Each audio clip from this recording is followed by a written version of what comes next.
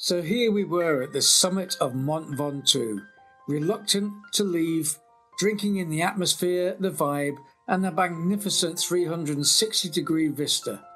Personally, I was in stunned disbelief that I'd actually got to this iconic place by riding my bike, after a never-to-be-forgotten few hours with friends on the ascent. Captured in detail on the video shown here, which I'll link at the end of this one. It was easily my best day ever on a bike, and it wasn't over yet. We had a descent to do. If we could drag Richard, aka Snapper, away from taking more photos, of course. It was time to go, and just like a kid who has seen Father Christmas, ready and eager to excitedly tell anyone who might listen all about it.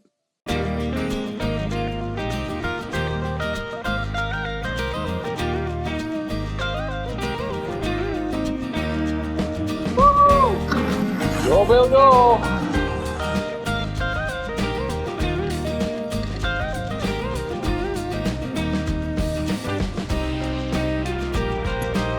We were looking out for the obvious photo stop, the famous Tom Simpson Memorial.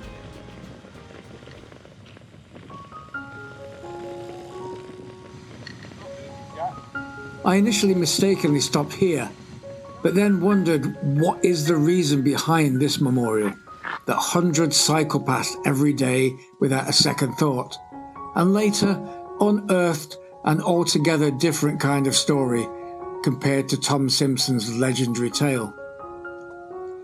Pierre Kramer had been an established amateur long-distance cycle specialist, a colourful character well known and universally liked and revered in Audax circles. At age 56, he was told he had an incurable cancer. So on the 2nd of April 1983, he tackled his favourite climb, Mont Ventoux, one last time. Close to the top, the road disappeared into a snowdrift. He got off his bike, sat down, and just let the cold claim his life. He was later found buried under a metre of snow. This quote, attributed to Pierre, is so appropriate for such a sad yet strangely beautiful story. Now we could be all day taking photographs.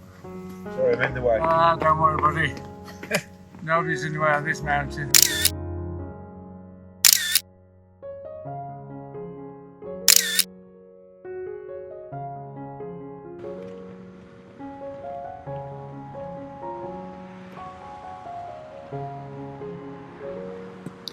Just a little further down the mountain is the Tom Simpson Memorial. In 1967, British cyclist Tom Simpson was well placed in the top 10 of the Tour de France at the start of stage 13 on the 13th of July, taking in Mont Ventoux in searing heat. Already ill from a severe stomach bug, he pressed on, but fell off his bike just 1 kilometre from the top. The fact that he had to be put back on his bike at his own insistence rather than get on it himself should have been clue enough. And 500 yards further up, he fell off again, unconscious. Various attempts were made to resuscitate him, but after being airlifted to hospital, he was later pronounced dead, aged just 29.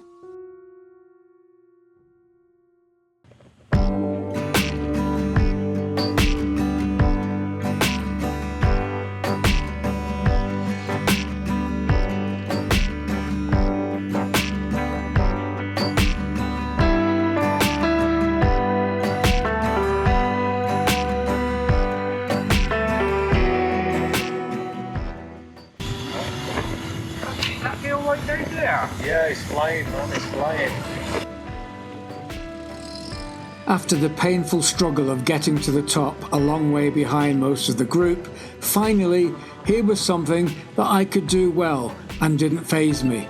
A long, fast descent, disappearing into the distance, until we got to the planned stop at Chalet Reynard car park, where the Malacen and Bedouin climbs meet.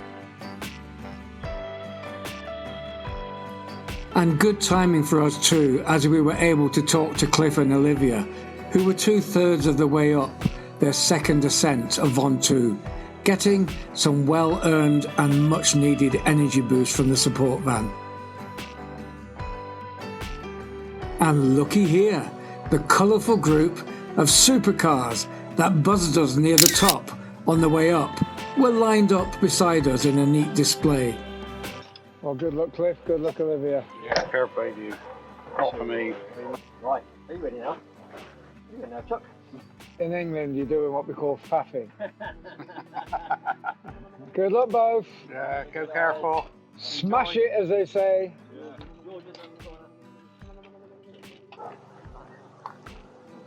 Fair play. Have a good trip, the rest of you. Right. Cheers, guys. Cheers, mate. See you later. Is somebody going to start? Second right. 12 miles downhill.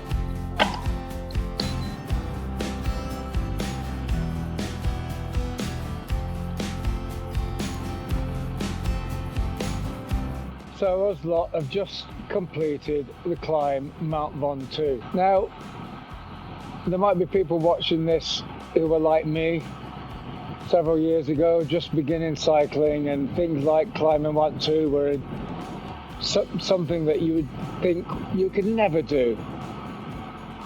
And I'm telling you, none of us are athletes. And if you're sitting there looking at it thinking, God, it would have been great to do that, you can do that. It wasn't easy, and it takes a bit of training, a gradual increase in your fitness, but you can do it. So don't keep it as a unrealizable dream. Give it a go. Just made out of bits of metal. It's very clever.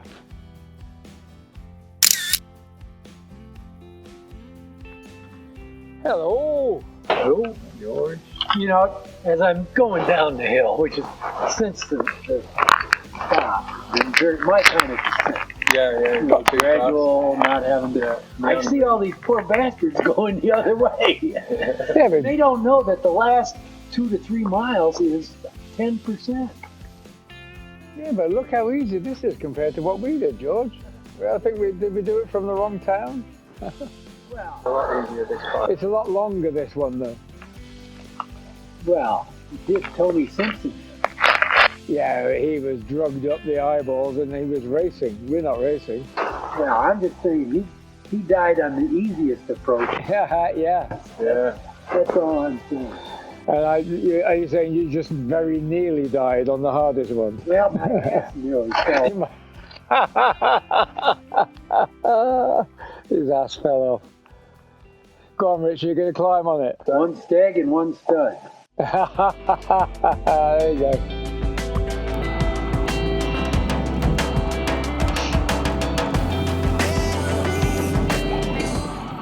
We've all noted as well, coming down this route to Salt, that it surely seems a damn sight easier than the one we did. No big long drags, 2 miles of 12%. This is all much easier.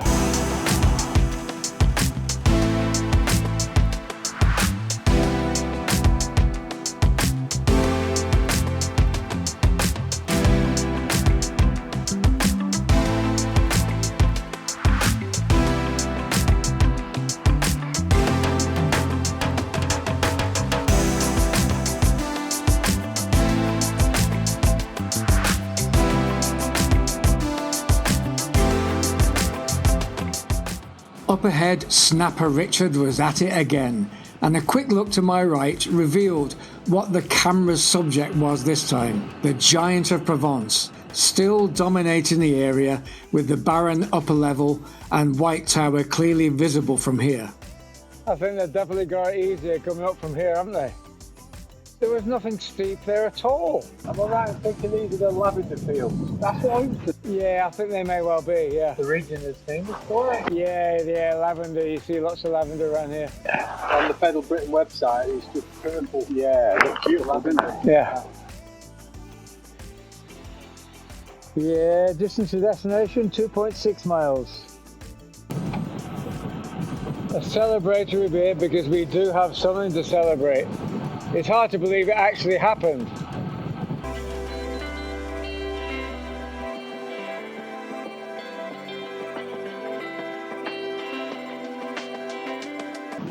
The lavender fields.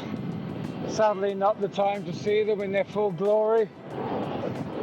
It'd be wonderful to be here at that correct time of year. And these guys coming up are just at the start of their long climb. Good luck to you.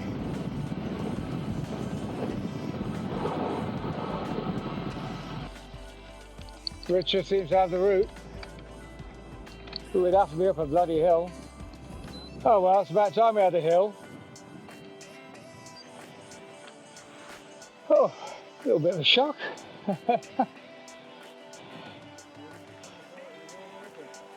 Yeah, they think it's all over. The sting in the tail. Oh God. All the way to the hotel. The steepest hill of the day.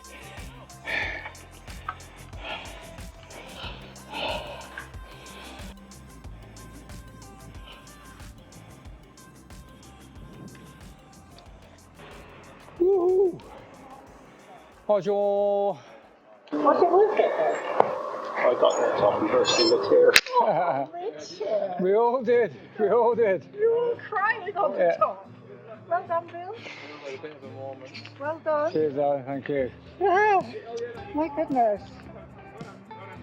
It was. Cheers, buddy. Thank you They've so all much. been crying when they reach the top, bless them. There was one bit where it was for about 2.5 miles. It never dropped below 10, so it was 10 to 12% for 2.5 miles. That was tough. Because that's basically like the double the one that we did the other day. Yeah. And then we came down to here, and all we were thinking was, it must be easy going up Mont Ventoux from this way. It's flat, for God's sake.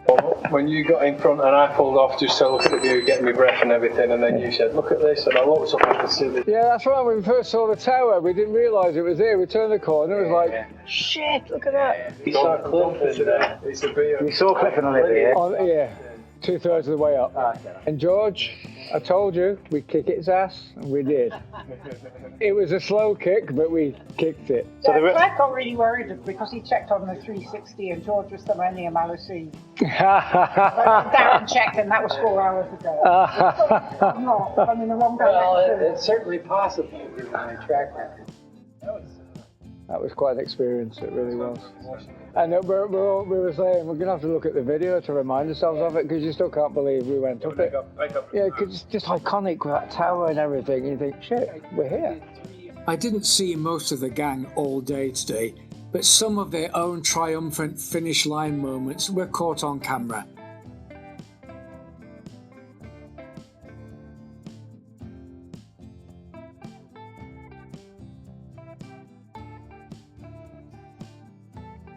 And as for Cliff and Olivia, well, they called it a day after 2 ascents of the mountain. I imagine it didn't help coming to the van at the hotel to get some energy snacks before going for the third, and seeing everyone else supping cold beer in the sun. But 2 ascents is bloody amazing. It was still an heroic effort, with Cliff here regaling the story whilst flat out on the steps. Time then for us all to get the bikes parked up and have that celebratory beer. This is more difficult than climbing Ventoux. Back to your cyclocross days, George, carrying your bike. You know, I have a medal from cyclocross. Yeah. I got a third. There's only 3 guys showed up. Well done, boys. Cheers. Cheers. A great end to my most memorable cycling day. Not quite kicking its ass, but conquering Mont Ventoux in my own slow way, helped very much by the people around me. If you're watching this before you've seen the epic climb to the top, then click on this video here and watch more like this one by clicking on the yellow icon to subscribe to the channel. Au revoir from the foot of Mont Ventoux, and see you on day 12.